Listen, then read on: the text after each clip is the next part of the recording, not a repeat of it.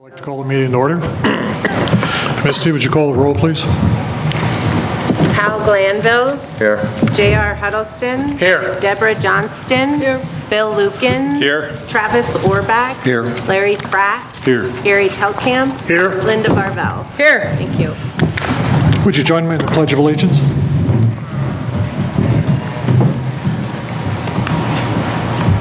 I pledge allegiance to the flag of the United States of America and to the republic for which it stands, one nation, under God, indivisible, with liberty and justice for all.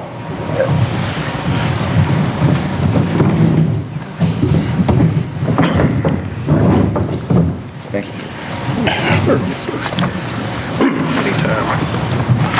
As always, council, remember our conflict of interest. If you have anything that you need to abstain from, please let the rest of the council know before you vote.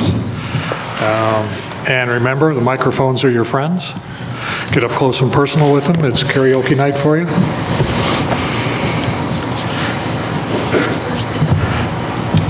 Can I get a motion to approve the agenda? Make a motion to approve the agenda. Second. Discussion? All in favor? Aye. Opposed? The motion passes. Can I get a motion to approve the minutes from the February 18th council meeting? I make a motion to approve the minutes from the February 18th council meeting. Second. Discussion? All in favor? Aye. Opposed? The motion passes. And can I get a motion to approve the bills in between? Make a motion to approve the bills in between for $230,304.63. Second. Discussion? All in favor? Aye. Opposed? The motion passes. And can I get a motion to approve the current claims? I'll make a motion to approve the current claims for $123,478.97. Second. Discussion? All in favor? Aye. Opposed? The motion passes. And can I get a motion to approve the Wells Fargo credit card claims? I would make a motion to approve the Wells Fargo credit card claims of $8,063.08. Second. Discussion? All in favor? Aye. Opposed? The motion passes. Communications from the public. Georgia?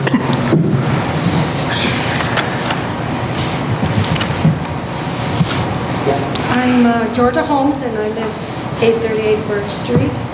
And a reminder, Georgia, 5 minutes. Got it. Been up there. We had a fire behind our house this last week, Tuesday, and luckily it didn't do anything but burn a few brushes, grass, and scorched some trees. One tree looks like it might fall on the power line right now. But anyway, we came here, my husband and I, and the people from our area up on the Summit Drive to thank the volunteers fire department. They were up there in no time flat, and it saved our house and others around there. So I'd like to give them a hand.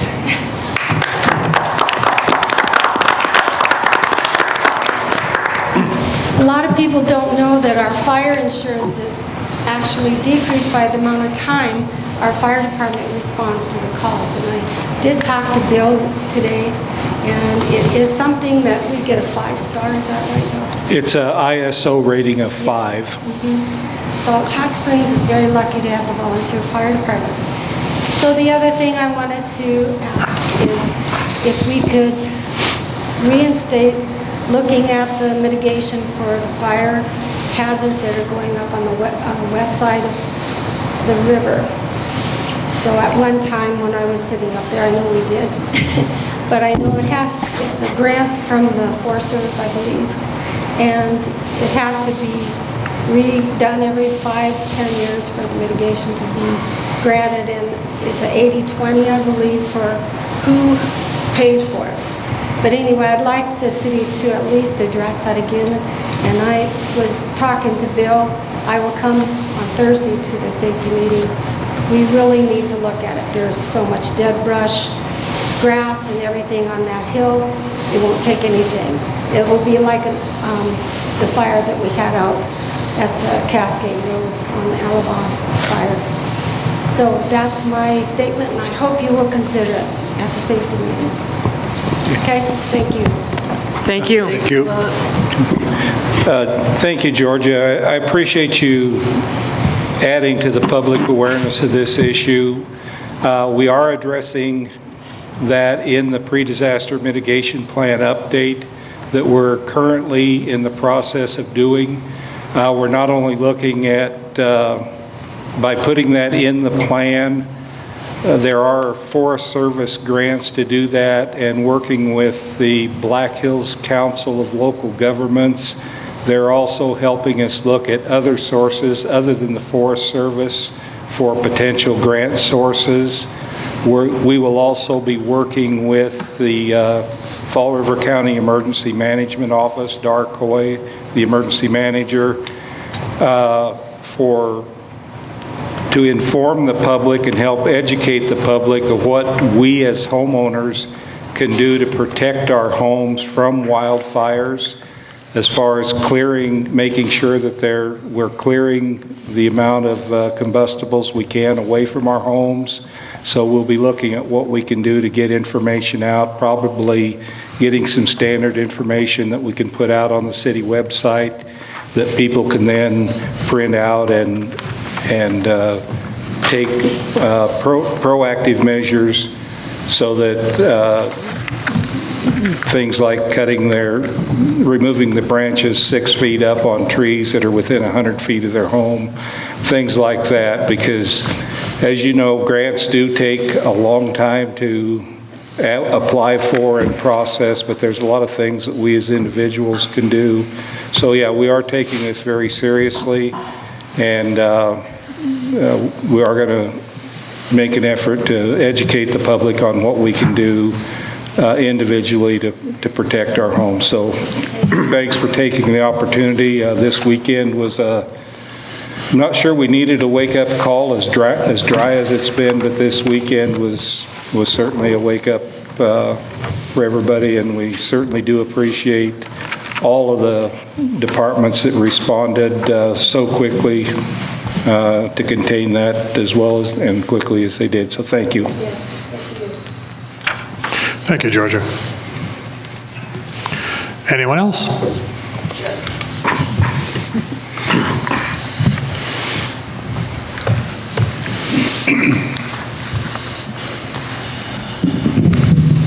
I'd like to talk about inhaling smoke and what it does to our bodies. Excuse me. We need your name and address, please, for the record. My name's Pat Van Scherl. I'm at 537 South 16th Street in Hot Springs. Can you spell your last name for me, please, Pat? Pardon me? Can you spell your last name for me, please? So V as in Victor, A-N, capital S-C-H-A-R-R-E-L. Thank you. Got it? I think so. V-A-N-S-C-H-A-R-R-E-L. V-A-N-S-C-H-A-R-R-E-L. R-R-E-L. Yeah. Thank you. So, yeah, I'd like to talk about some of the damaging effects on our bodies when we inhale smoke, that it affects the endocrine system. It's one of the direct causes of cardiac heart, the low-grade inflammation over time. I moved from the state of Washington, and the smoke that would happen from the fires from California and from Canada, sometimes you couldn't even see 15 feet ahead of you. But, obviously there's certain things we can control and there's some things we can't control. And one of the things is when there's an inversion, I really would highly recommend that there be an executive choice as to when and if it is ever really needed that we burn brush at the dump. A lot of people are sensitive to smoke, but when the last burn at the dump happened of the brush, it hung I woke up at like 2 o'clock in the morning thinking my house was on fire. I could smell that much smoke in my location. I'm just right up the hill.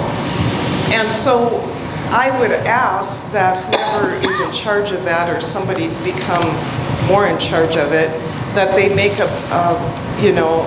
use executive function and to decide when there's an inversion, that at least that is something we can control as far as our smoke inhalation when the city decides and if they decide to burn.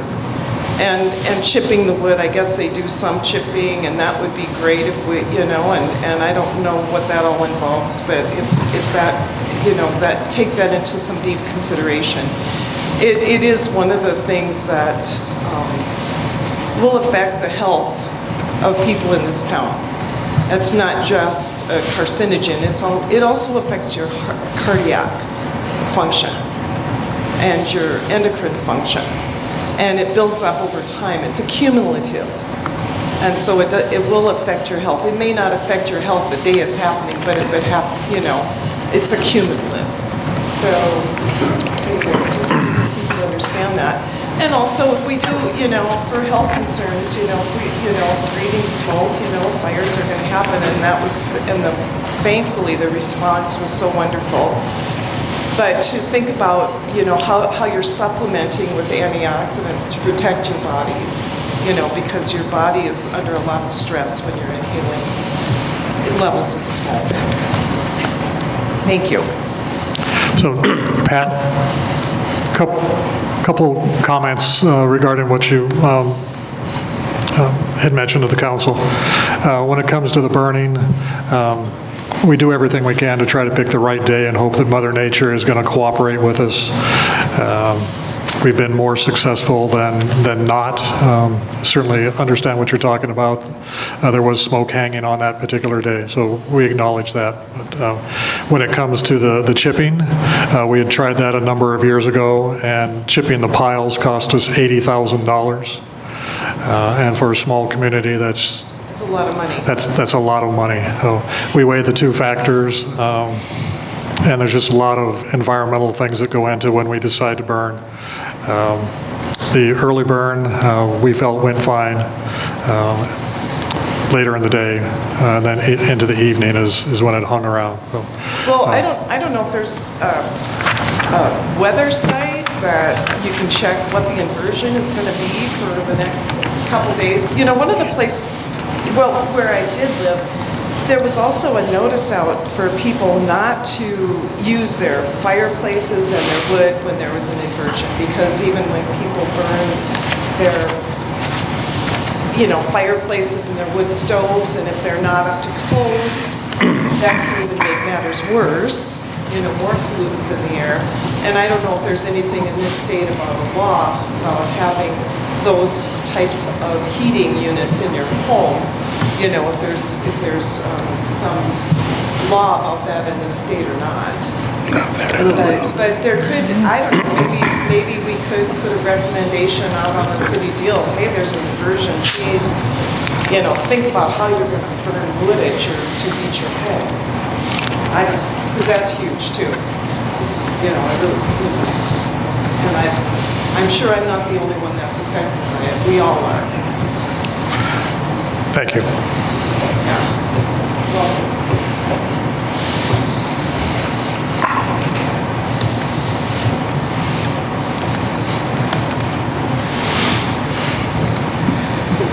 Lori Castro, my address, 605 Valley View Line.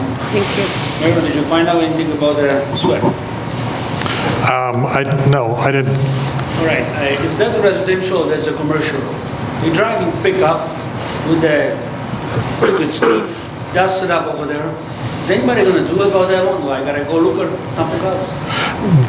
What is it you think we should be doing? It's county property. They're coming on to a city street. I'm not aware that there's anything that prohibits a county resident from accessing a city street from county property. If there wasn't before, why they do it right now? They holding their pickup, their nails on the street. Who's going to fix the flat tire? Is there any rules for that one? None that I'm aware of, Wally. Now you know. Okay, I'm gonna find out someplace else over there because look like he don't own this town. He not even live in this town. Then he don't vote for you guys. And you don't do anything about it. If you have a lawyer that's supposed to do something with it, write him a letter or something like that, he don't have to exit our road, and technically there's not a road. It's an alley, if I understand. And I don't believe it's an alley. no? Check it. Because it was like something like that. Oh, it's at that end. It was on my property, the street is open. They're accessing a city street from the county. Yes. I'm not aware that there's anything that prohibits them from doing that, Wally. There's some- Can I, Wally? Yep. Wally, sir, can I interject here a second? With all due respect, you've been here several times. This is more for public comment and to be an open discussion and debate for 5 minutes. So maybe at a later time, you could go to the mayor's office or something, have that conversation. But if we have anybody else out here in general public that wants to have public comment, we need to make time for them also. So my question was one more time over here. If I want to build building closer to the road, I have to ask everybody how to go 200 feet. If there's anybody against that, go 2 hearings. He enter our road without that? Nothing? He doesn't need a hearing to access city property, city roads. And to Larry's point, you started talking at 7:14, you get 5 minutes, so your time's up at 7:19. Your time is up at 7:19. Anyone else?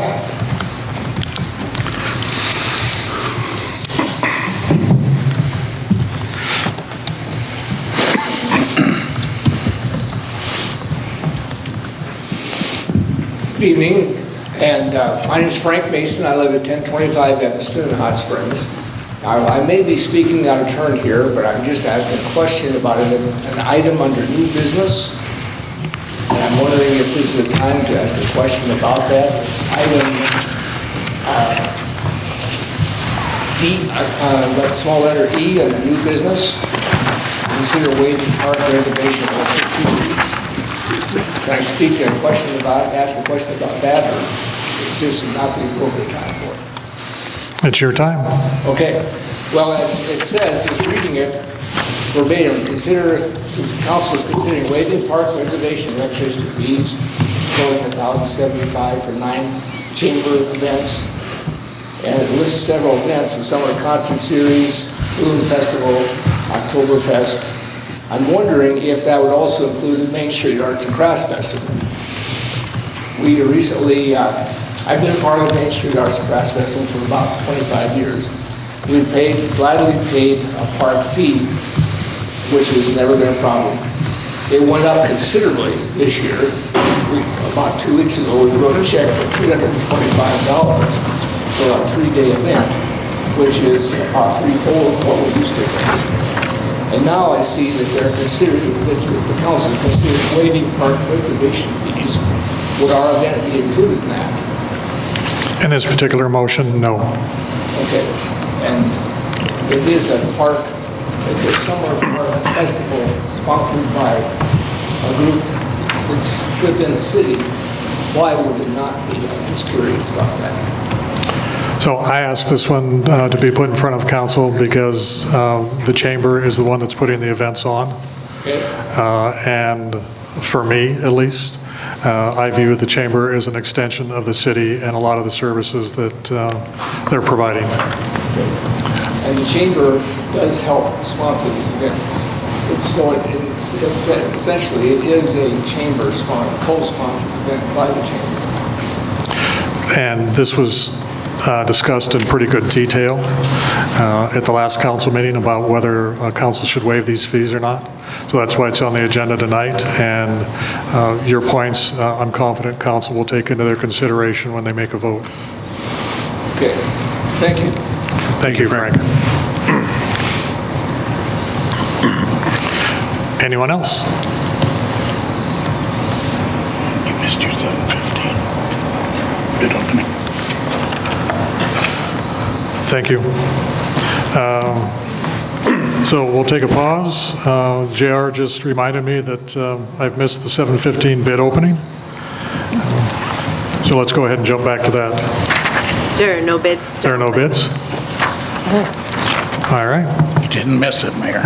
Well, I still missed it. I just lucked out. Okay, so we'll go back to communications from the public. Anyone else?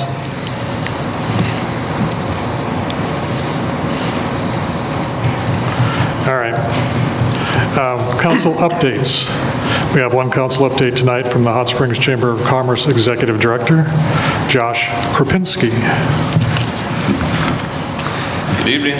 Thanks for having me again. Kind of a short update tonight. We are busy currently planning our 85th annual meeting and awards dinner set for March 15th. We do have some spots left if anybody would like to join us. It's $25 a person. Our business bingo promotion wrapped up today. We had 2 blackout bingos turned in. Probably just under $1,000 worth of chamber bucks were donated by the chamber to bingo winners. Then we'll have our main prize drawing for $250 in chamber bucks later yet this week. To give you a little bit more information on chamber bucks, I happened to look at our 2024 numbers, and we had over $29,000 worth of chamber bucks purchased during 2024. And we had over $38,000 worth of chamber bucks clearing our bank account in 2024. And I think that's just really an awesome program. Whether those are, and those are just the chamber bucks that were purchased by businesses or people that wanted to give stocking stuffers, or it doesn't include all the chamber bucks that the chamber gives out as sponsorships or as prizes or as raffle prizes. I think it's pretty awesome that we can have that kind of contribution to money that's going directly back into the business owners here in town. This past January, I was at the Governor's Conference on Tourism. The state of South Dakota broke $5 billion this year in tourism dollars spent in South Dakota.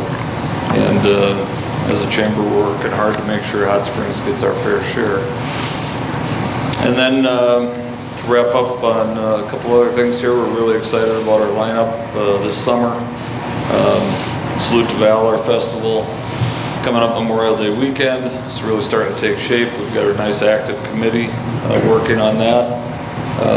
And then of course our summer concert series kicking off June 7th. Also been working with the all-school reunion to make sure that the events for that and one of the concerts at the Mueller Center are going to be outstanding. Also wanted to comment on our collaboration with Ivan over at the airport. Ivan has got a fly-in event happening in June 21st, if I remember right, which is pretty exciting. It's the Colorado Pilots Association coming up with up to 30 planes flying in to spend a weekend in Hot Springs. Between that event that Ivan's working on and working with Ivan last year at the Balloon Festival, planning and getting ready for it. And then what we've got going this year with the airport too, with some other events out at Balloon Fest, so we don't have to get everybody out there and then have them leave with nothing happening. Ivan's been a real blessing to work with, and I've enjoyed that partnership with him. And it's really opening up some pretty cool opportunities, I think, between the chamber and for our events, as well as working on other ones that are coming in for him. That's about it. Any questions? Sorry, Misty, I didn't have all that in my notes. That's okay. I kind of went rogue there for a little bit, and I apologize. Would there, or has there been any thoughts about transportation between the airport and town? I know they've had discussions back and forth. Would a collaboration like with Prairie Transit be an option, or? I think that, I don't know where Ivan's at on that. I think Prairie Transit maybe, and I think also Pine Hills. Right, they have a There might bus. have been a bus there that was gonna be available. Yeah. But they're working on those details right now. We're kind of waiting till we get a head count to see exactly how many planes are coming. That would be awesome to help them get into town. Oh yeah, we're gonna get them in. They're staying at, I believe they booked at Springs Lodge. They wanted to be able to be in town, walk to venues. They did pick that on their own, so Chamber didn't have anything to do with where they opted to stay. I'd like to say as a representative of Prairie Hills Transit, one of their drivers, you probably need to get a hold of Barb Klein at Prairie Hill Transit and have that conversation with her. She's the one that makes the decisions for us. Okay, perfect, thank you. Barb Klein, yes, sir. And Josh, I'd like to just give a shout out to the Airport Advisory Volunteer Committee and their participation Absolutely. in your endeavors. Yep, yeah, they've been amazing. Yep. Anyone else? Thank you, Josh. Thank you, have a great night. Thank you, sir. Thank you. Thank you. Going to get a motion to approve personnel actions A through E. Make a motion to approve personnel actions items A through E. Second? Discussion? All in favor? Aye. Opposed? The motion passes. On to our loan resolution for the evening. Can I get a motion to approve Resolution 2025-8, a resolution of support for Southern Hills Community Recreation Initiative? I make a motion to approve 2025-8, a resolution of support for Southern Hills Community Recreation Initiative 9-hole disc golf course at Butler Park proposal. Second? Discussion? I just want to say that in some of our maybe formal, informal discussions, I've probably had as many questions as anybody on this, and I've talked to the mayor, and he had Jason Getch call me, and Jason really did address all of my concerns, and I think the way this resolution is written, that this resolution says the council supports this going forward, and any plans will be approved first by Parks and Rec Committee and then by the council. I'm very comfortable with that. I talked on the phone with Jason, and my main concern was, are we going to be taking up a lot of the Butler Park area that we've really committed to South Dakota Wildland Fire for the Stage 2 or the Level 2 staging area, which is essentially everything that's not ballparks and tennis and pickleball courts. And Jason assured me that in the design that Parks and Rec approves and then council approves, that they can put in removable poles or whatever the hardware is. They can be mounted in boxes that are kind of like sprinkler boxes so that it can be pulled out if we do have to move a bunch of apparatus in there during a major event. And that also, as we got to talking, if we have to have, if we get to have a big event like a night glow for the balloon festival or something else, then those items can be pulled out, and so we're not uniquely dedicating that area for disc golf. The items can be pulled out. We can bring in a big event, whether it's fire trucks, balloons, a widget festival, whatever, do our thing, put the stuff back in, and we can go back to disc golf. So I personally am very comfortable with supporting this and the path forward that Parks and Rec can approve the design, and we can go forward and uniquely and utilize our Butler Park area in every way we possibly can. So I think we're in good shape personally. I just wanted to say too, for anybody that's curious, if you haven't already seen the concept or the tentative idea, if you'd like to, I can forward that to you at some point, just so you have a better idea of what Shrek is looking at doing at Butler Park. So just let me know. I had a concern after looking at the map and stuff, and it seems to me that everything, activities-wise, seems to involve or revolve around the Butler Park area, when we do have other parks in the city that are underutilized. And so I was just wondering if we could perhaps look at Chautauqua Park for this as opposed to Butler Park, because when that disc leaves your hand, you have no control over it. Unfortunately, I don't think that there's the appropriate allotment of space at any other park within the city for the size of the disc golf course that they're looking to do. Okay. I think Butler Park is probably the only space that allows for that, and I think that that was something that we had kind of looked at, so. Yeah. I'd like to make a statement also in relation to this. We're going to have 9 of these things sitting out there at Butler Park. We've got numerous activities going on out there, soccer, baseball, different things, skateboard. From here on out, if anything else starts to pop up at Butler Park, I think we need to seriously, as a council in the city, address that issue and decide when is enough for activities out there. We're starting to get a lot out there, and to Linda's point, some of this stuff could be spread out through other parks throughout the city. Let's not overburden Butler Park. Anyone else? There are already 3 disc baskets, I guess, is it what you call them, there. So this is just adding 6 more, so, but it does spread it out. They are utilizing most of the park for distance-wise, but there are already 3 baskets in the park. Aren't those in the north area, and they're talking about developing this 9-hole on the south area? So I think there's 3 there, and this development of the 9 is going to be in another section of the park, is my understanding after looking at the plans. Here comes a representative. Yes. Yay.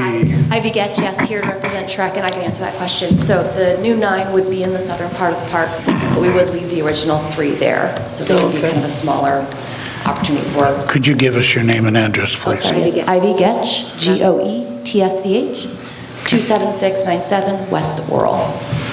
So with the 3 baskets that are there currently, you're going to only put in an additional 6?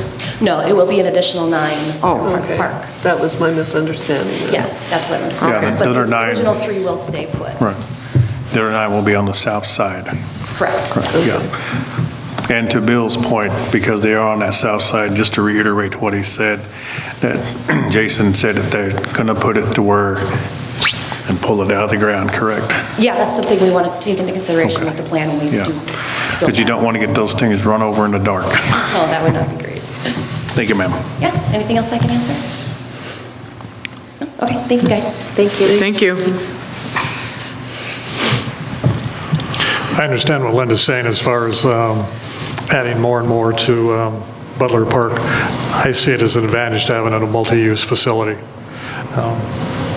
Maybe they want to play volleyball, maybe they want to do pickleball, then maybe they want to move on to disc golf.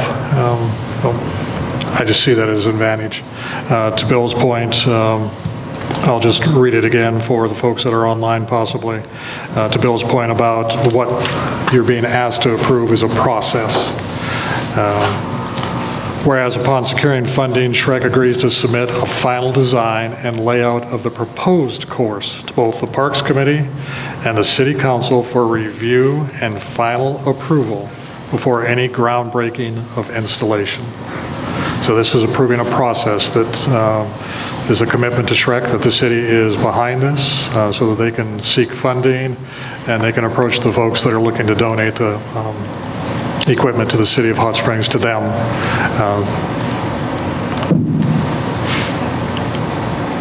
All right. Any other questions? Ms. Tucci, call the roll, please. Travis Orbach, Yes. Larry Pratt, Yes.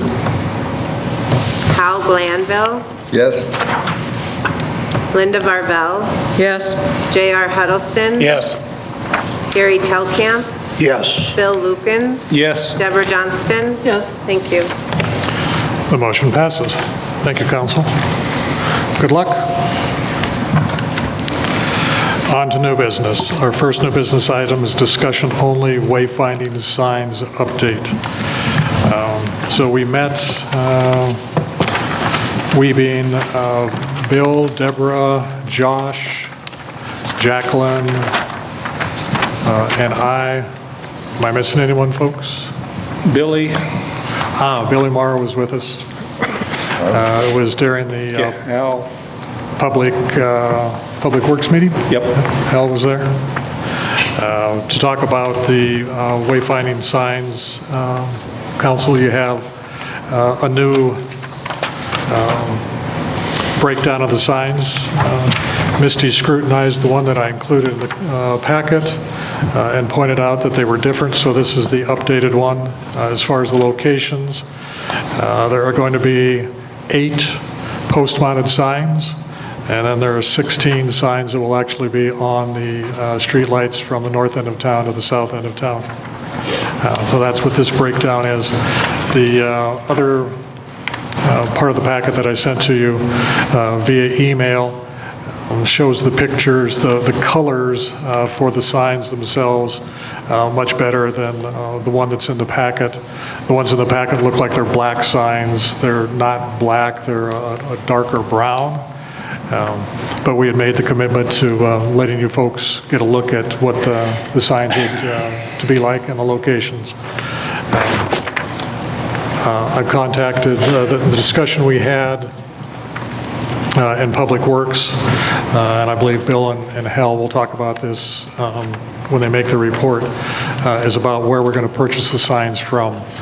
ISG, the company that helped us design or figure out the location and the design of them, they had used Rosenbaum's as for estimates, and council, you approved, based on those original estimates, you approved $56,400, I believe, for the purchase of the wayfinding signs. The city currently uses Pheasant Land Industries for all of the signs, and using them, we come in around maybe $5,000, $7,500 for the signs. The reason for that is Rosenbaum's design them, manufacture, and install them. Pheasant Land Industries, because of the workforce, they're not able to install the signs. Billy's assured us, has assured us that the city crews should be able to put the signs up. So there's a significant savings by us actually ordering the signs and having city crews put them up. So that's the current intent. There was 2 additional signs, or 2 additional locations. One additional location to 2 signs for parking for Centennial Park, so we'll get that modified. I don't see that changing the cost of the overall project significantly. So we're looking at, again, I think around $5,000 to $7,500 for the signs. I'm waiting to hear back from Pheasant Land Industries so we can nail down an actual cost. And when we have that, we'll get that in front of you. But from what's in your packet, do you have any questions? Deborah, Bill, Hal, Josh, have I left anything out? I have a few questions. The Public Works report says there are 30 signs, so you may have answered that. 8 post-mounted, 16 on the streets, 2 added, and then 4 kiosks. Is that how we get to the 30? No, we decided, thank you for mentioning the kiosks. We talked about the kiosks, and the decision is not to go with the kiosks. Okay, then that'll eliminate a lot of my questions on this list. The other questions I had when reviewing this, I pulled up our wayfinding signage plans from 2016. At the time, that council chose not to pay somebody, but we had plans. And so there were a couple things that were on there that aren't on this one that I'm just wondering. You've mentioned Centennial, those are the 2 added ones. We don't have anything for our cemetery, for School Street Park, for the school, the hospital, or the water fill station. I get why we don't have it probably for the Mammoth site, which used to be on here. And potentially the Pioneer Museum might be thought of the same way. But those that are like the cemetery, the School Street Park, the water fill station, are those the wayfinding signs that this is addressing, or will those be different signs, or are we just leaving those out? There's a specific hospital designated blue sign, I think is why we didn't do that one, include that, because those would be put up separately. Probably same with the school, there's other signs for schools. Yeah. So what about like our cemetery or the School Street Park or our water fill station? It was never a part of the original conversations. And then I see that we added dog to Umiker Park. That's how I caught that they were different, because it was the very first one. And so I think that summarizes the questions that I had. I think we kept the Umiker Dog Park on because that is something... No, it's on there. Yeah, we left that on there because it may be key. A traveler is probably more interested in the Umiker Dog Park than they would be the School Street Park. Yeah, and our cemetery, which is hard to find, you'd be surprised how many calls we take at City Hall regarding our cemetery.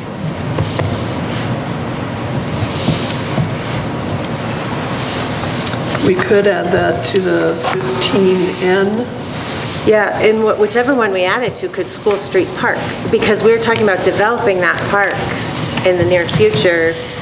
Would we maybe just add that later when it becomes a more popular attraction, or?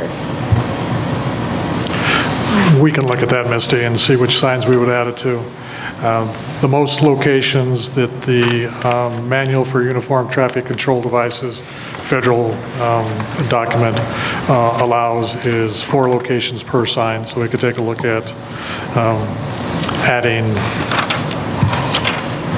School Street Park and the cemetery to some of those signs. Okay, thank you. Oh, I'm sorry, I had one more question on a different piece of paper that I wanted to ask. So in this mock-up, they have a City of Hot Springs flag on our light poles, which made me think that we just made a deal with Christmas in the Hills, who's going to sell advertising on flags for a fundraiser, and they want them to be up 5 months out of the year. So what about the rest of the year? What are our plans for those kind of flags? And is it going to be open to other organizations that want to fundraise by advertising on city property, or is it something we're going to do like the flag in the mock-up that just has like a city logo on it? Or have we even talked about that?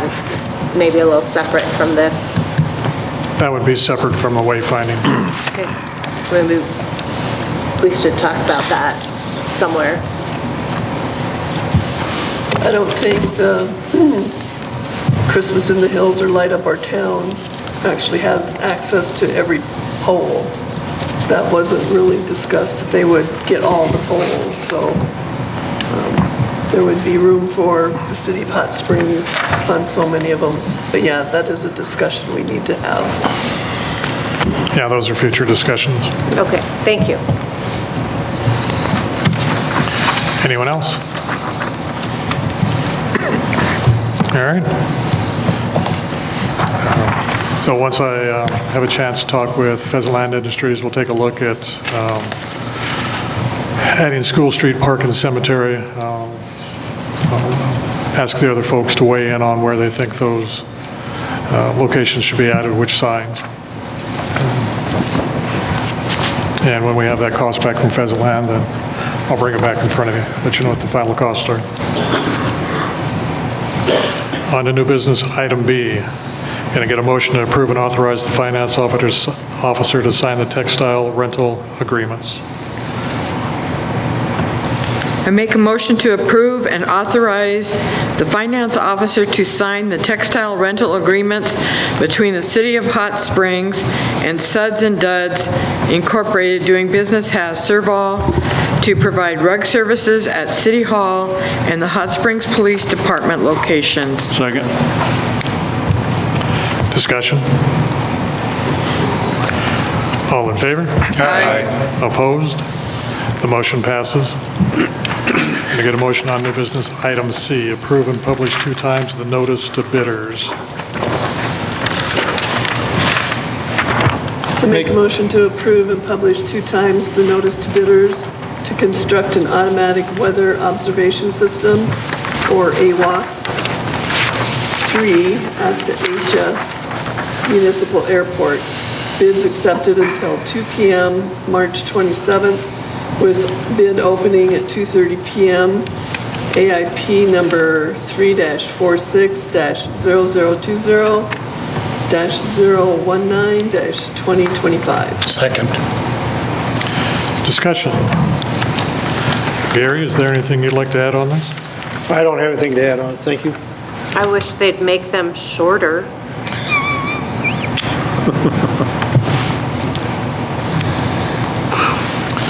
I tried. They wouldn't. Anyone else? All in favor? Aye. Opposed? The motion passes. I get a motion on new business item D, approve and authorize the mayor to sign the contract agreement with Mainline Contracting. Make a motion to approve and authorize the mayor to sign the contract agreement with Mainline Contracting for the 2025 River Culvert Boring and Restoration Project at a total cost of $73,300 to be completed by 11/30/25. Second. Discussion? So council, Tracy has updated you a couple times on this. This is for the dip bridge, boring the culverts.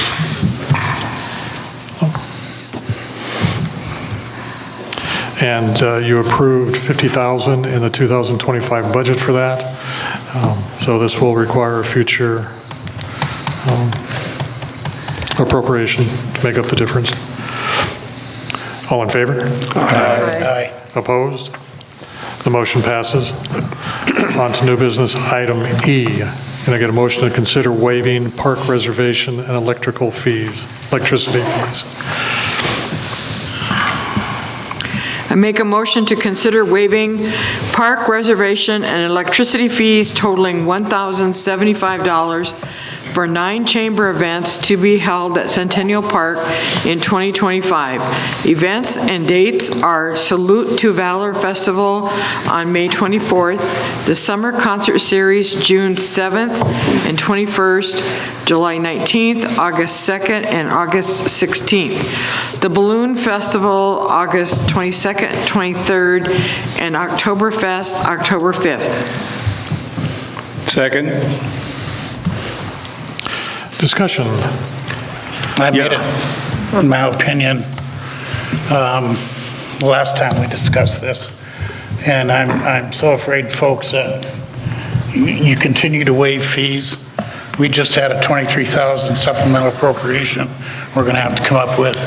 But if we continue to waive fees, although this is fairly minuscule, it's going to add up. You're going to have others that's going to want us to waive fees for them. I'm total disagreement of it. I don't think we should. We need to conduct business, as I said, as best we can.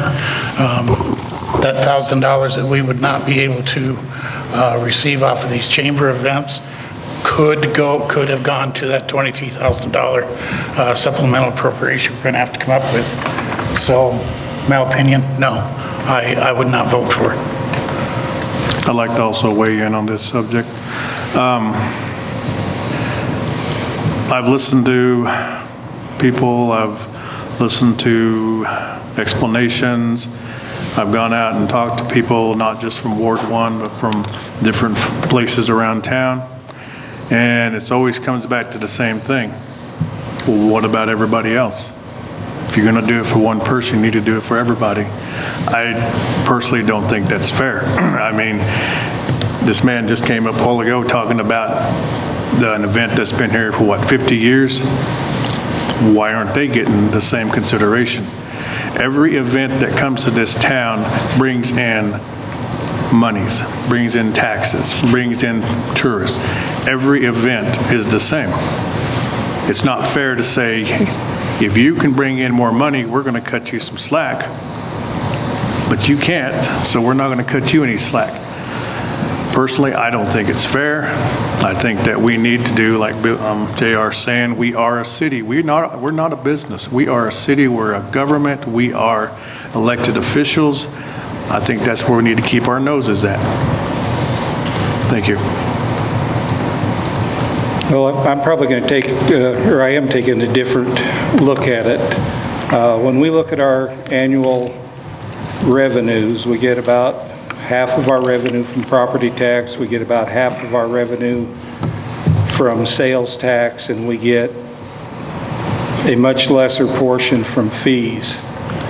The success of this city is going to come from the success of our businesses, not necessarily the success of how much fees we charge for city services, though we cannot ignore that.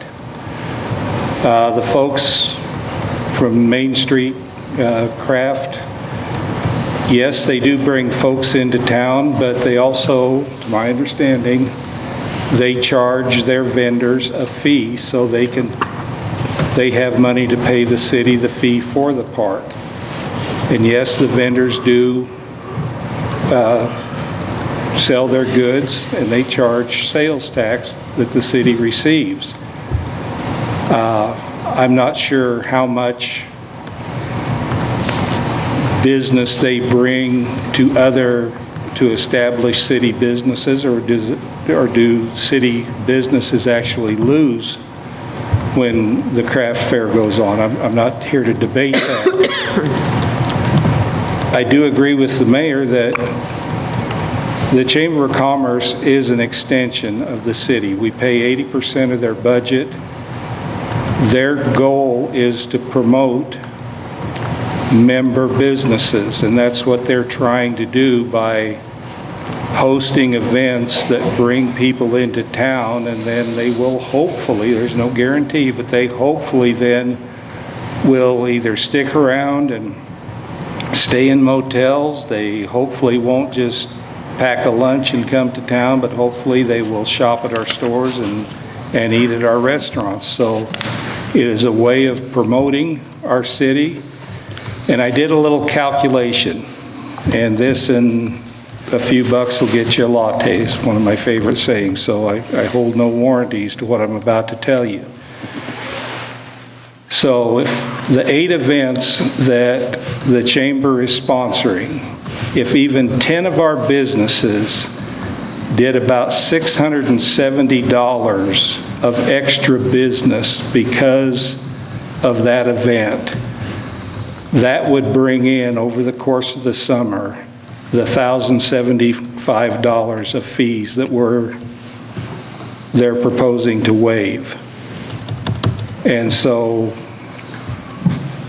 and I think that's a reasonable expectation. Maybe not. Maybe I'm delusional. So the fact that we support the Chamber financially, they are supporting our businesses. I think they are different. We are not a socialist society. We do not have to treat everybody exactly alike. There are different circumstances, and we have to have the guts to treat people differently because there are different circumstances. The Chamber is different. They are part of us, and I think we have to have the courage to treat them different in this case because they are trying to help our businesses succeed. Our businesses came to us during COVID, or after COVID, during road construction, and says, "Can you do anything to help us get through road construction?" And we said, "No, we can't do anything on property taxes. There's nothing in the law that says we can do anything to treat you better or special." Well, here the Chamber's coming to us and saying, we want to do some events that might bring some people to town, that might cause people to shop in our stores more. Can you waive some of the fees that, by the way, you're paying 80% of them anyway?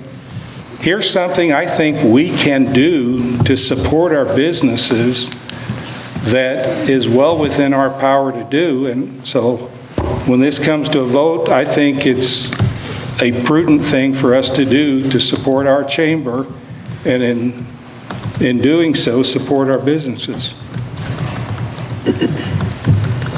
You talk about the chamber being an extension of the city. I consider Keep Hot Springs Beautiful an extension of our Parks Department, but we have denied them the waiving of the fee of the use of the Mueller Center for their biggest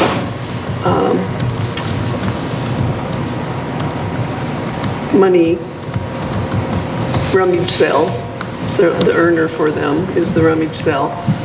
So, you know, we're doing the same thing there, because I consider them an offshoot of the city Parks Department. You know, one of the things, are you done? I'm sorry. Yes. One of the things that this road project was to help with business and tourism.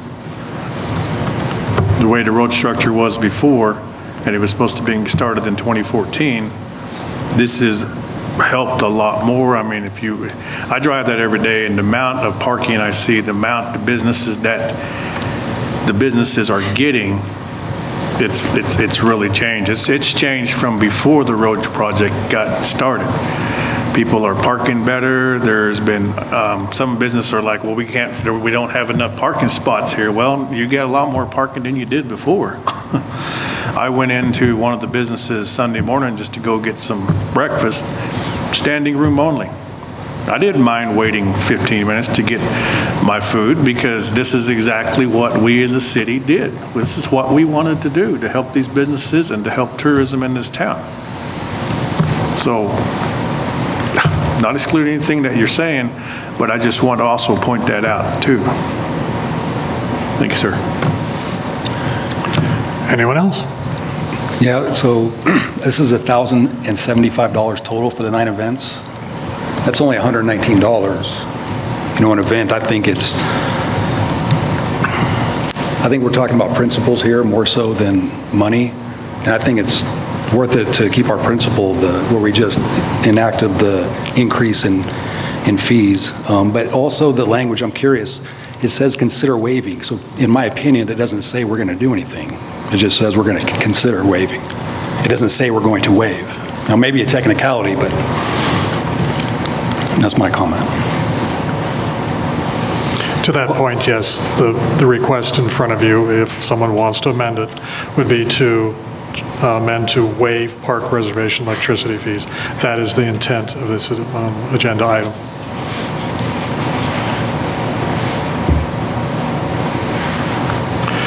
Anyone else?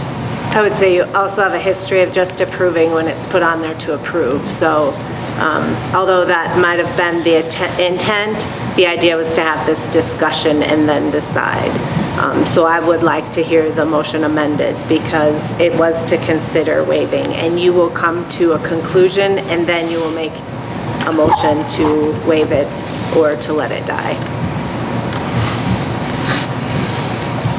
So you're looking for an amendment? Only if the consensus is to vote to waive the fees. I would ask you to amend it if you're willing to do that, because, again, the reason I brought this in front of you for discussion only, and after the last council meeting, brought it back in front of you, was the understanding that you would need to make a decision about waiving these fees. So to Travis's point, having consider in there, my request to you would be, if you're open to it, to amend the motion to remove the word consider and leave it at waive park reservation and electrical fees. Okay. I would like to make a motion, an amended motion to waive the park reservation and electricity fees totaling $1,075 for 9 chamber events to be held at Centennial Park in 2025. Events and dates are Salute to Valor Festival on May 24th, the Summer Concert Series June 8th and 21st. June 7th. I don't know that you need to reread them. Okay. Unless you want to. No, that's okay. That's all right. You already seconded it? No, it's June 2nd. Oh, who was the second? I second it. Okay, all right. I second We the got it. amended motion. All right, so do we have that cleaned up? Okay. Anyone else? Well, I'm not I'm not really a fee sort of a guy. And, you know, we're paying taxes for all these facilities and everything, but I also understand where we're at financially. And I was having a discussion with somebody here on the board about, you know, if you sign up to have an event at the park, then you have that guaranteed spot, and that, so you pay a fee for that. So I understand that too. And I've given this a great deal of thought. I'm really kind of odds here. But if we're going to waive fees for one group of people, then do we need to be waiving from other people?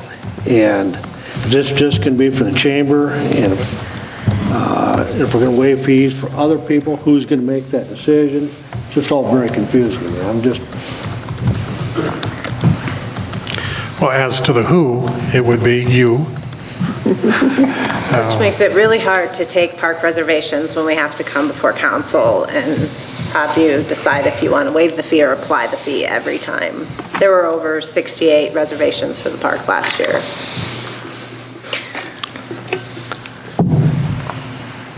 Anyone else? Well, I'm going to say it like this. This is just my feelings. I'm not for this, and from here on out, if this does pass, I will always say no until the end, until my time is up on council. So I just want that put out there. I don't agree with waiving fees. It needs to be for everybody, not just the elected, the elite few, if you will. I don't have $5 million to get a gold visa, so there you go. I know things are going to change year to year, but I also ask you to just consider the fact that if you waive it for this particular series of events this year, that is going to be potentially the following request every year. Obviously, we can't see the future, and we don't know for sure that that's going to happen, but if you waive it once, I would suspect that it's going to be asked to be waived again. And so it might only be $1,075 this year, but then next year it'll compound and compound until, you know, we go 5 years down the road, and that's potentially, you know, $5,000 plus. So. Well, having said what I already said, and though I don't like it, I think I'm going to have to agree with Larry and JR on this. May I real quick?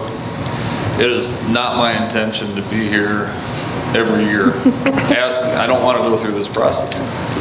So I would ask you to consider that if these fees are waived, that's kind of policy going forward for the Chamber of Commerce. I'm not coming back every year to go through this process again. Precedents will be set tonight. Yeah. Well, So, future and council whatever should have the ability to change their decision. Sure, they could change it at any time. I'm just saying, you know, I'm not looking to come back every year to make you guys suffer through this. Thank you. You'll have your events one way or the other. Yeah, right? the event, I'm having my events. I think there are reasons for both, and you guys get to make that decision. I'm just asking you to consider that, you know, there's some weight to this decision, and I'm not going to be here every year. Our events are going to happen every year. To me, it would seem like that would be the policy you're setting, that the chamber would be waived, and you could change that at any time. I mean, it's your guys' prerogative. I just wanted to clear that up for you, that I won't be coming back. And in my mind, it'll be settled, and we'll just move on from there. The only reason I had mentioned anything was just because it does specify that for the 9 chamber events to be held in Centennial Park in 2025. It doesn't say annually. It just specifies these specific dates and these specific events in 2025. That was my entire reason for the comment I made. Anyone else? When we had the discussion only, I had made the point of responding to a comment, would we be then having the discussions all the time about waiving this fee or waiving that fee or a different organization's fee? And I had said that in my mind, the chamber is an extension of the city.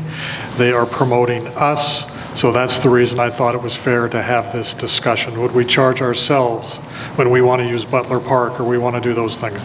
That was the only reason that I had brought this in front of you. Not that it would open up the discussion about waiving another group's fee and another group's fee and another group's fee. It was simply that I talked about the resolution that you had approved, that I appreciate you approving the language that a direct benefit to the city of Hot Springs. And I see that's what the chamber is trying to do here, is provide a direct benefit to the city of Hot Springs. So I get long-winded, so with that, anyone else? Is there any way to provide or to give them a special designation, the chamber, for something like this? That's certainly As within, a separation from like other regular businesses, maybe? that's certainly within your authority to do. But that's not part of the motion tonight. All right. One last time. Anybody else? Well, just one more comment. Yeah, I would love to approve waiving of these fees. I really would. I mean, they're certainly deserving of it. But in the interest of fairness, I think if we waive them for one group, we need to waive them for everyone. And I'm really struggling with this, but I guess that's where I'm going to come down at. That won't pay for our electricity bill. Okay. That's true. Misty, would you call the roll, please? I want to clarify that the motion is to waive park reservation and electricity fees for the 9 chamber events in 2025 that are listed, correct? Yes. Correct. Correct. J.R. Huddleston, No. Gary Telkamp, No. Deborah Johnston, No. Linda Varvel, No. Larry Pratt, No. Travis Orbach, No. Bill Lukens, Yes. Kyle Glanville. No. Thank you. The motion fails. Thank you, council. On to new business item F. Can I get a motion to appoint a council member, Deborah Johnston, to represent the city? Make a motion to appoint council member Deborah Johnston to represent the city during the 2025 Consolidated Board of Equalization meeting. Second. Discussion. Varvel? Pratt? Sure. No. Yes. Sure, Thank why you, not? Larry. Give it to Larry. Oh, I I don't want already it typed now. your name. Okay, no, that's all right. That's all right. That's all right. I'll give it to him next time. Okay. They all want me to take a beating, so I don't know. We love you. It's a thankless job. Yeah, we can thank you, though, for your willingness to serve us in this way. We Yeah, it's appreciate pretty it. tough. But I've been there before, so I know what it's about, so. So I'll take that as the discussion. Sure, why not? Can I ask a question? Is there any reason, not that I don't mind, but why Deborah's on this? Like, why is Deborah the one who? She was the only one willing? Oh. Are you offering to take her place? I was just asking. I've done it the last 2 years, or is it 3 now? I think it's been 3, maybe even. I don't know if she has a specialized background or something. No. Yeah, but if you wanted to fight her for it, I'm sure it wouldn't take much. We'll vote you in, sir. And I did it before, Deborah, and I thank you for taking over. It's not fun. I am not volunteering for that one. Nope. All in favor? Aye. Opposed? Congratulations. The motion passes. Condolences, Deborah. On to new business, item G. Can I get a motion to review and approve request from Challenge Dakota doing business as Stars, Stripes, and Steps? I make a motion to review and approve requests from Challenge Dakota doing business as Stars, Stripes, and Steps for approval to submit a South Dakota DOT permit to occupy the right-of-way during their annual Stars, Stripes, and Steps stair climbing race on 5/26/25 from 8 a.m. to 1 p.m. Second. Discussion. All in favor? Aye. Opposed? The motion passes. Can I get a motion on new business, item H? special sale alcoholic beverage license application from CS Inc. I make a motion to approve a special sale alcoholic beverage license application for CS Inc., doing business as Winter Circle for the Taste of Hot Springs Chambers Awards Banquet, event to be held at the Mueller Civic Center, 801 South 6th Street, on March 15th of '25. Second. Discussion? All in favor? Aye. Opposed? Motion passes. And new business item I, can I get a motion to approve a special sale alcoholic beverage license application from Moccasin Springs LLC? I make a motion to approve a special sale alcoholic beverage license application from Moccasin Springs LLC, doing business as the Dragonfly for the Taste of Hot Springs Chamber Awards Banquet event to be held at the Mueller Civic Center, 801 South 6th Street on 3/15/25. Second. Discussion? All in favor? Aye. Opposed? The motion passes. New business item J, can I get a motion to approve a special sale alcoholic beverage license application from Moccasin Springs LLC? I make a motion to approve special sales alcoholic beverage license application for Moccasin Springs LLC, doing business as the Dragonfly for the Keep Hot Springs Beautiful Spring Mixer, event to be held at Mueller Civic Center, 801 South 6th Street on March 25th, '25. Second. Bill? Okay. Discussion? All in favor? Aye. Opposed? The motion passes. And our last new business item K, can I get a motion to approve a travel training request from Airport Manager Ivan Venner? Make a motion to approve a travel training request from Airport Manager Ivan Venner to attend the 2025 South Dakota Airport Conference at Deadwood, South Dakota on 4/2/3. Second. Discussion? All in favor? Aye. Opposed? The motion passes. Brings us to our committee reports. First committee report, Administrative and Finance. JR? Admin and Finance will meet next Monday, the 10th, 1 o'clock here at the Mueller Civic Center. All are welcome. Thank you. Airport Advisory, Gary? The Airport Advisory Committee will meet this Thursday, March 6th at 8:30 a.m. at the airport. Thank you. Custer Fall River Regional Waste Management, Travis? The Custer Fall River Regional Waste Management Board will next meet on Thursday, March 13th at 7 o'clock here at the Mueller Center. Thank you. Historic Preservation, Deborah? Historic Preservation will meet next this Wednesday, the 5th, 5 p.m. here at the Mueller Center. Thank you.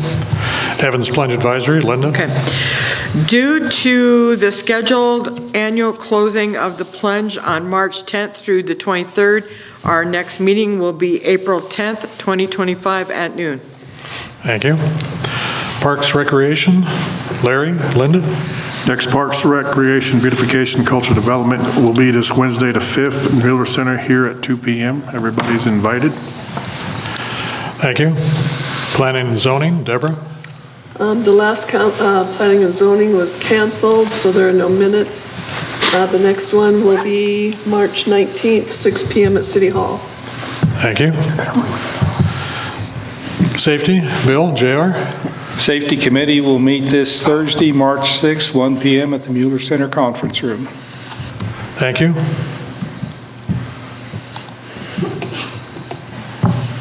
Yeah, Public no. Works? Yeah, no, I'm going to blow it. Public Bill, Works. Hal? Public Works met on Monday, February 24th, 1 p.m. here at the Mueller Center Conference Room. Members present were Hal Glanville, myself, Deborah Johnston, City Administrator Jack Lynn, and the Admin Assistant Amber Brandstetter, Public Works Engineer Tracy Bastian, Street Department Superintendent Billy Morrow, Building Inspector and Code Enforcement Officer Wesley Foss, and Chamber of Commerce Director Josh Propensky. There were no members of the public present. Under old business, under the wayfinding sign proposal, and I'll try to summarize, probably not very well. Quotes from Rosenbaum, which included installation of 30 signs, and Pheasant Industries, which included materials only, were reviewed.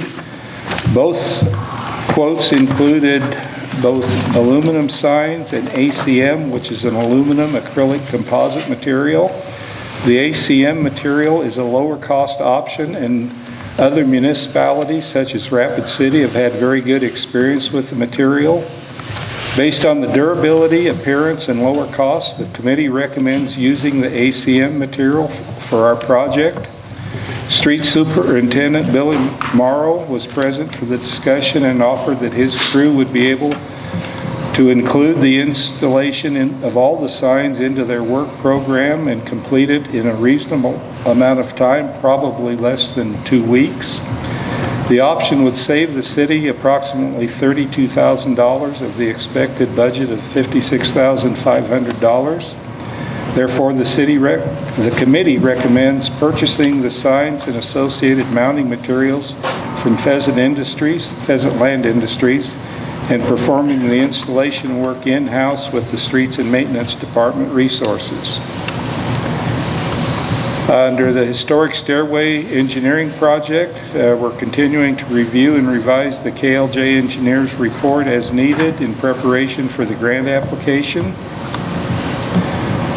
Regarding the tree trimming communications project, they're scheduling a meeting with the code enforcement specialist the second week in March to proceed with inspection of the property and property owner communications.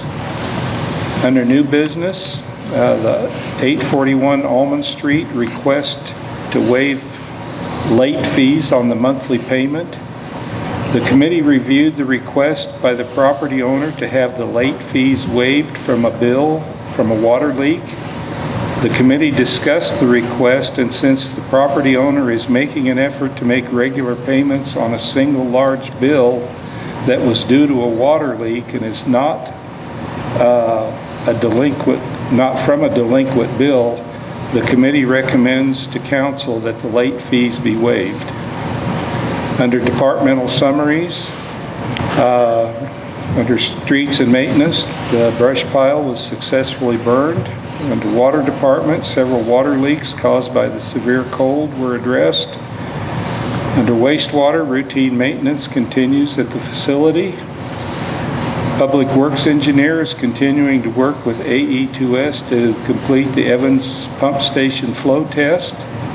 Under code enforcement, coordination and efforts with all necessary entities are in process to address the issues at 1270 South 6th Street. Also, other ordinance enforcement efforts are in the planning process. The active and inactive project information has been updated and can be found on the current project works report on the city website. Meeting adjourned at 2:30 p.m. and the next meeting will be Tuesday, April 1st at 1 p.m. at the Mueller Conference Room. Appropriate. Hal, anything you'd like to add? No, sir. Any questions? Thank you, gentlemen. The Southern Hills Golf Course Advisory, the course isn't open yet. They're hoping, weather permitting, that they'll open around April 1st. Once they're open, then we'll start having the meetings again. City Administrator, Jacqueline? Good evening. So just a couple notes on the memo that I had written to council.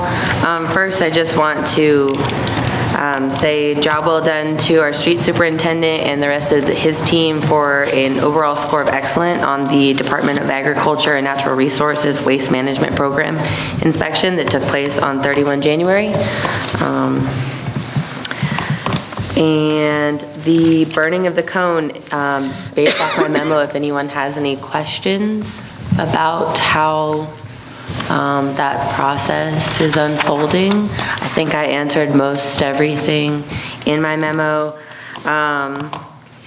but it's still, as of right now, set to take place on Saturday, March 8th. I'm meeting with Andrea and Billy tomorrow at 9 a.m. at Butler Park to survey the area and prep it for the burning of the cone. Andrea's estimation of burn time is 20 minutes. And there are no concerns at this time in regard to perimeter control. The burning of the brush took place on Wednesday, 19 February at 4 a.m. at the city shop. The burn went smoothly and safely, and based off the opinion and action of the crew that was on site, both brush piles were able to be burned successfully, which may or may not have something to do with the little bit of excess smoke that we had lingering. So, after the heavy snowfall that we received the week of 16 February, the city's street employees took to plowing and removing the snow. I'm sure that you've all noticed that they plowed to the center in most areas throughout the city. This has resulted in a mostly positive reaction from the citizens of Hot Springs. But if anyone has heard anything otherwise, I would like to know, just for my own tally, of whether or not this is the way that we should go forward in how we plow. Hopefully we don't need to do it again this year, though. So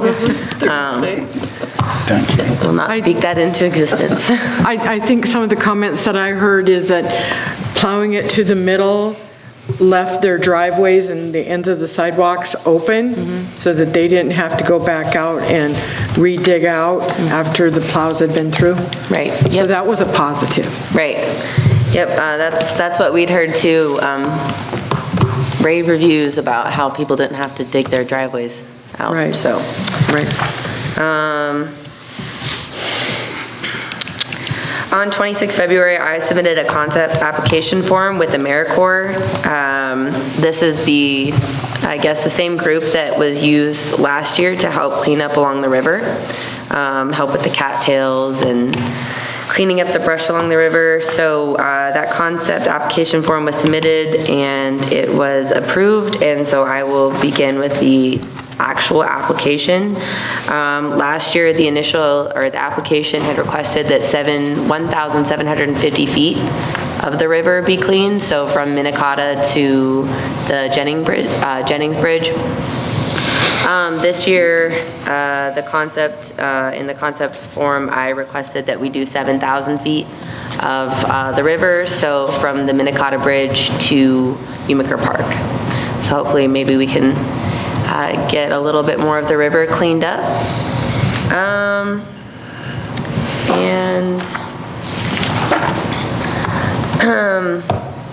Just to touch on the note from the Public Works report from Bill, at that time that report had been sent off for review, and it was sent back to me later on in the week with no outstanding comments or concerns.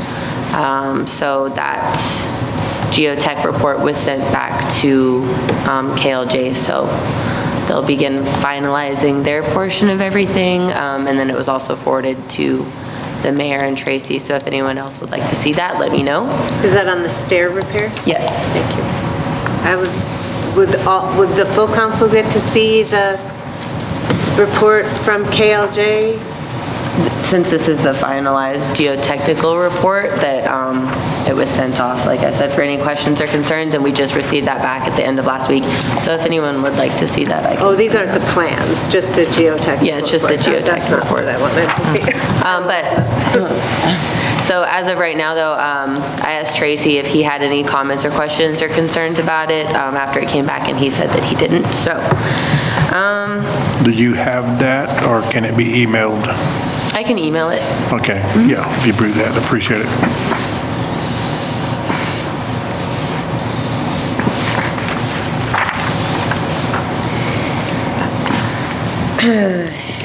And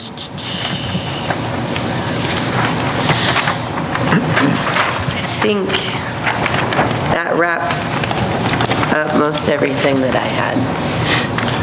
Did I hear you say that you're meeting with Billy Marl? Yes. Tomorrow? Yes. Yes. Is there a time set for the cone? For the 6 p.m. So 6 p.m.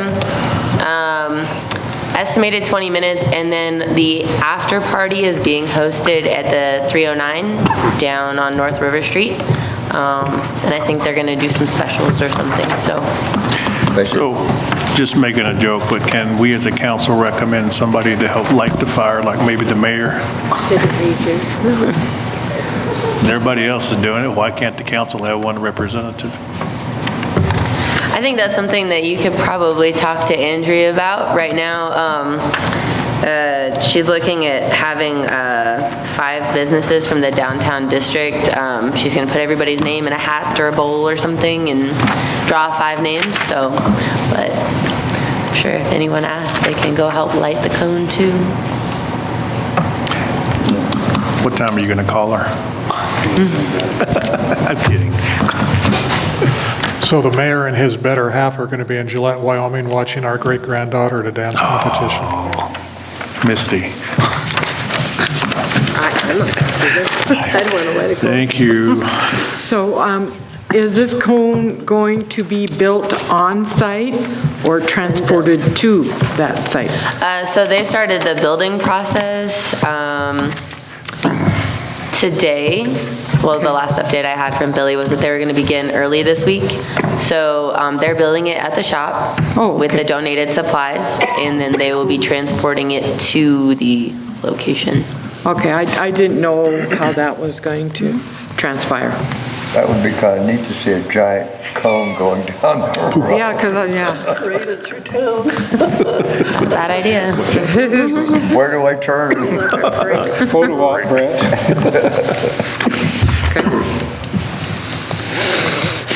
That's all I have.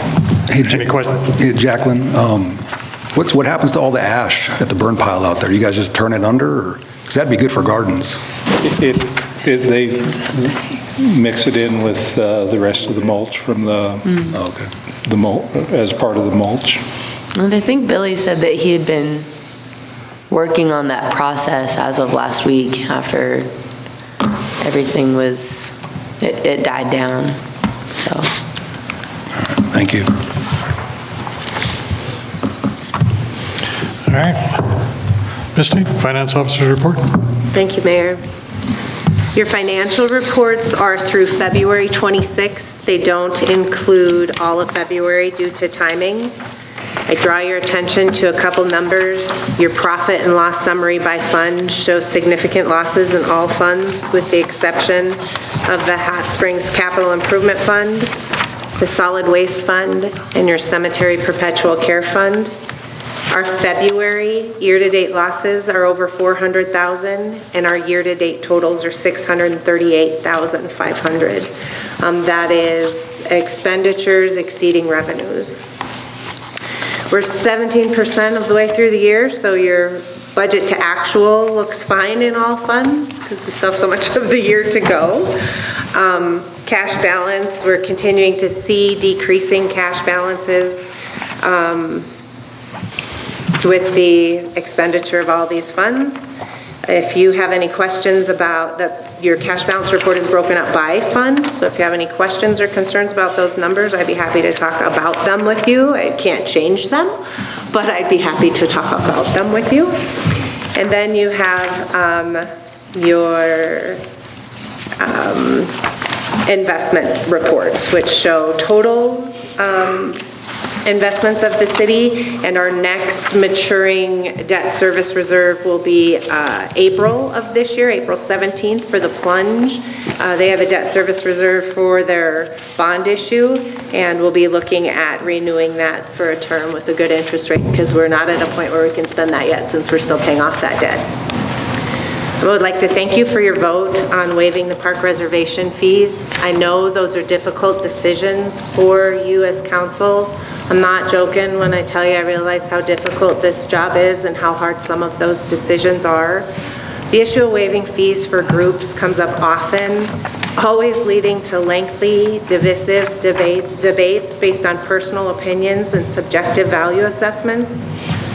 All events in public spaces benefit our community, but I believe a consistent, equitable approach to fee collection, one that respects both the value of each event and the ongoing need to fund city services, is important.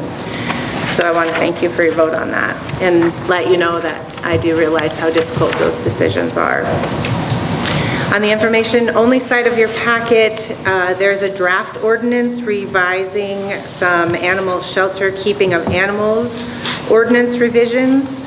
Please look through that and ask any questions you have prior to the next meeting where we'll hold our first reading. This is one of many ordinances that were identified as needing revisions. The others are the license and fee issuance to remove specific fees and use the amount set by council. That's on building permits. The uses permitted on review for daycare facilities, if a determination is made to enforce, revise, or remove that one, is also on the list. The use of public sewers to remove the allowance of commercial sewer dumping has been talked about, but I haven't been given specific instructions, and I believe that there's some talk about allowing the city of Hermosa to continue dumping, so I wonder if we remove that, how that affects them. So there's more talk to be had on that one.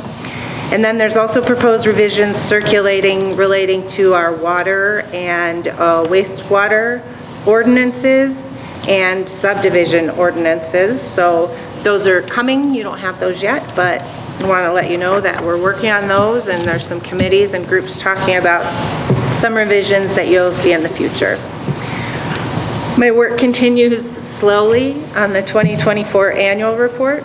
At this time, the items remaining include calculating and posting accrued leave payables, because there's a new Governmental Accounting Standard Board recommendation on how we do that. We're going to see a significant difference in the way we've done it. We've worked on a new spreadsheet. Our payable is going to increase for all the funds where we have leave balances because of this new accounting standard. Recording capital assets, which includes additions, deletions, work in progress, which obviously is a challenge with all the big projects we had in the last year. And then posting the depreciation by fund once I get those capital assets figured out. Still working on the SDRS proportionate share asset and liability calculations for GASB 68 and the posting by fund for that. And then the preparation of the actual annual report and accompanying notes, which I say is like the story that goes with the numbers that you see in your report. Although very close this year, we will not be subject to a federal compliance audit, which should speed up and simplify the process a little bit. At this time, our auditors are planning for field work tentatively by the week of April 7th, which is good news for us. It moved us up a couple weeks from last year. Last Tuesday was crossover day for the legislature. That's the deadline for bills to pass one chamber and move to the other. March 10th is the last day for a bill or joint resolution to pass both houses. March 13th is the 37th legislative day and essentially the second to last day of session. From March 14th to the 30th, they are recessed, and then they reconvene for the 38th day on March 31st. That day is reserved for consideration of gubernatorial votes. Vetoes. I just wanted to say that word. This year's session saw 552 bills presented. All new legislation passed this year becomes effective July 1, 2025, and you can find detailed information on bills at the South Dakota Legislature website.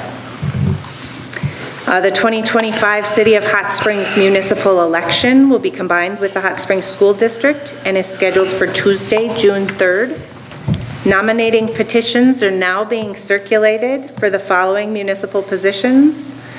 We have 2-year terms for aldermen wards 1 through 4 and an additional 1-year term for an alderman ward 4. Forms can be picked up at City Hall or printed out online.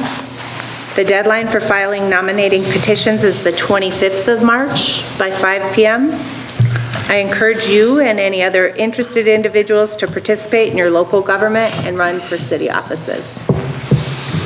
Please RSVP by the 18th of March if you're interested in attending the SDML District 9 meeting in Custer. They are open to SDML members, including but not limited to mayors, town presidents, council members, city officials, and their invited guests. What time is that?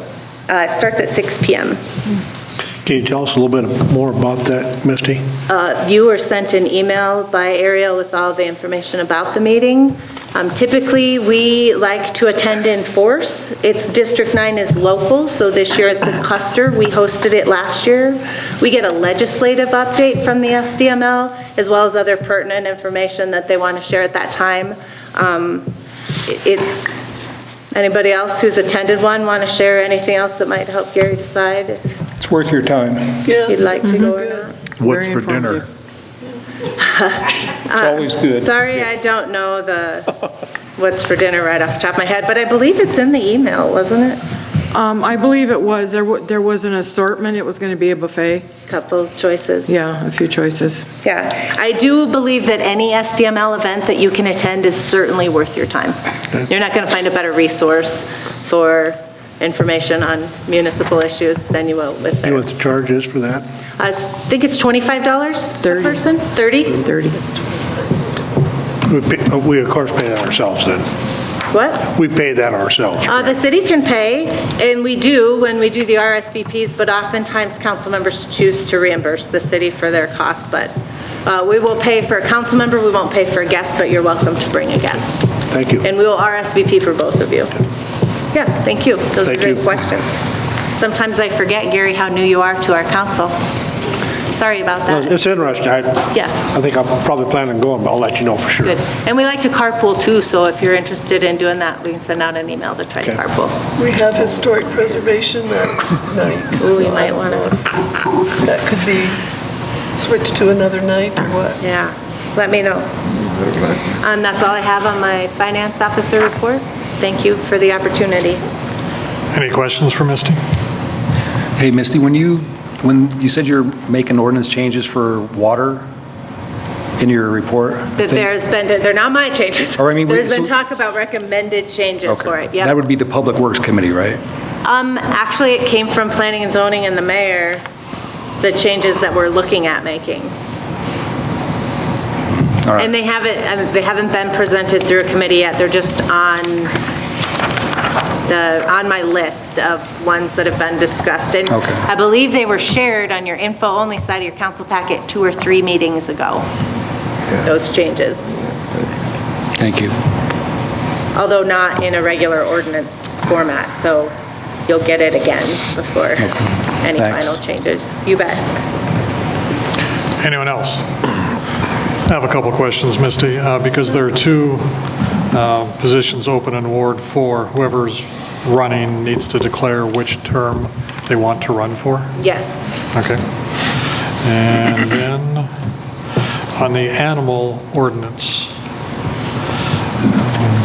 the first one, keeping of animals, B1, says no animals included but not limited to horse, cow, mule, sheep. When I read it to me, no animals, that means no dogs or cats. Except as provided below. Dogs and cats are addressed earlier. You can change the language if you want. We're just trying, so red is new. Black is already there. It already says no horses, cows, mules, sheep, goats, swine, flocks of rabbits, or domestic fowls shall be kept, picketed, maintained, enclosed, or housed in any house, barn, or so it already says that and doesn't include dogs and cats, which are addressed earlier in the ordinance. So I would encourage you to take a look at the entire ordinance, and if you have recommended changes to the language, we certainly entertain that to make it clearer. Okay. The whole reason she put that language in there is because I came in and asked her, what about llamas or alpacas, and if any of that was okay, because it doesn't specify. Maybe it should say livestock. So we said not limited to. Maybe it should say livestock. But it also includes like rabbits, domestic fowl, I'm not sure. I mean, you'd have to define livestock somewhere to say just livestock. Okay. So. Open to rewording. Okay. And again, you just see the sections of the ordinance we're recommending changes on, not the entire ordinance, and dogs and cats are referenced earlier on in the ordinance. All right. I don't have anything for you. I'm anxious to get to executive session. So with that, if I could get a motion to go into executive session. I make a motion to go into executive session in accordance with South Dakota Codified Law 1-25-2, 3, legal contractual matters. Second. Discussion? All in favor? Aye. Opposed? The motion passes, and there will be no action taken when we come back from executive session.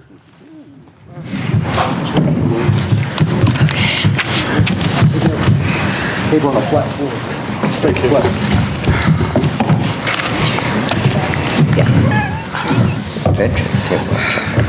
Let's go with 9:04, Misty. Okay.